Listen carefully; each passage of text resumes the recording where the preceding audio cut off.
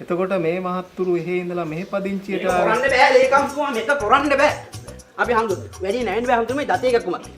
මෙන්න මේකයි කාරණාව හම්දුනේ. හම්දුරු දන්නවනේ අපේ බෞද්ධ සමිතියේ මේ පන්සලේ තියෙන සියලු ප්‍රශ්න හැමදේම බලා ගන්න පුළුවන් කියලා හම්දුරු දන්නවා. හැබැයි ප්‍රශ්නේ තියෙන්නේ කොටහක් මෙහෙන් කොක අදිනවා. කොටහක් මෙහෙන් කොක අදිනවා. අන්න ඒකනේ. අපි නිකන් හරියට අර යුද්ධෙට බය හැංගිලා ගුලිලා බුදියගත්තු මුචලින්ද කුමාරයාට වගේ ඉංග්‍රීසි දෙලා තියෙනවා. මේ මාතුරු කවුද?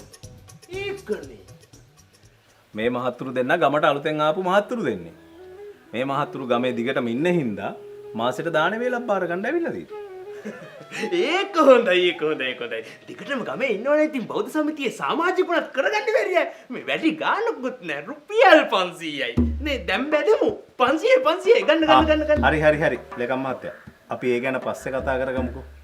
අපි මේ දැන් කතා කරගෙන හිටියෙත් පන්සලේ අඩුපාඩු ගැන තමයි. ඉතින් පන්සලේ එහෙම අඩුපාඩු මොකුත් නැහැ කියලා හාමුදුරු කිව්ව නෙවෙයිද? බෞද්ධ සමිතියෙන් හැම දෙයක්ම බලා ගන්නවා කියලා හාමුදුරු කිව්ව නේද? එතකොට අර ගන්ටාරේ ඇටේ දිගලා තියෙන එක ප්‍රශ්නයක් නෙමෙයිද? එතන යම්කිසි අඩුපාඩුවක් තියෙනවා තමයි.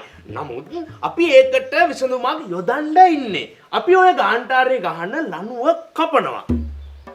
එතකොට කාටවත් ගාන්ටාරේ ගහන්න බෑ. එතකොට ඔය කියන ඇටේ වැටෙන ප්‍රශ්නෙත් නෑ.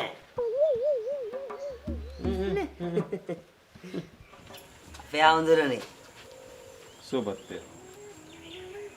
මේ අපි අර කොල්ල වෙනුවෙන් තියනවා කිව්ව බෝධි පූජාව ඒක තියන්න කියලා ආවේ. ඕකනේ කියන්නේ. මෙතන අපි වැදගත් සාකච්ඡාවකින් හිටියේ. ඒ මොකුත් ගානක් නැතුව එකපාරට මෙතන බැලලා බක් මුනිකෝ එක ගන්න. මේ සභාපති මහත්තයයි මේ ලේකමයි නම පිටේ උන් දෙන්නෙක් ඉන්නවා. අපේ හාමුදුරුවෝ ඉන්නේ. ඇයි මම ඉන්නවා? සභාපති මහත්තයෝ අපි මේක කලින් යොදාගත්ත බෝධි පූජාවක්නේ. ඔය ඇත්තෝ ගිහිල්ලා බොමලුව ලෑස්ති කරන්න. මං එන්න. සුබ.